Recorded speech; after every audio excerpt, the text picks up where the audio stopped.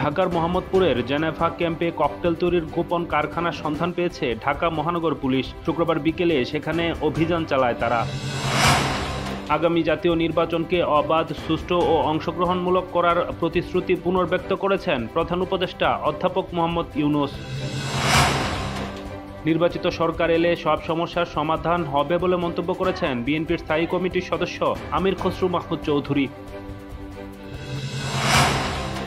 অন্তর্বর্তীকালীন সরকার এখন আর নিরপেক্ষ নেই, তারা একটি দলকে ক্ষমতায় আনতে কাজ করছে বলে অভিযোগ করেছেন জামায়াতের নায়েবে আমির ডাক্তার তাহের। এক হাসিনা যাওয়ার পর আরেক হাসিনা আসার প্রস্তুতি চলছে বলে অভিযোগ করেছে জাতীয় নাগরিক পার্টির মুখ্য সমন্বয়ক নাসির উদ্দিন পাটোয়ারি। জয় বাংলা স্লোগান দেওয়ার জন্য কাউকে গ্রেফতার করা মানায় না বলে দাবি করেছেন কৃষক শ্রমিক জনতা লীগের প্রতিষ্ঠাতা সভাপতি বঙ্গবীর কাদের সিদ্দিকী।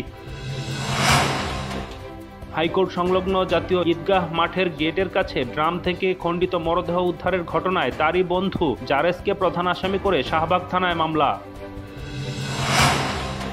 ধানমন্ডি ৩২ নম্বর সড়কে বঙ্গবন্ধু শেখ মুজিবের বাড়ির সামনে মারধরের শিকার নারী সালমা ইসলাম জুলাই আন্দোলনের এক হত্যাচেষ্টা মামলায় কারাগারে। ইন্দোনেশিয়ায় ভয়াবহ ভূমিধস হয়েছে। এ ঘটনায় অন্তত 2 জন নিহত হয়, এছাড়াও আহত হয়েছে অন্তত 21 জন।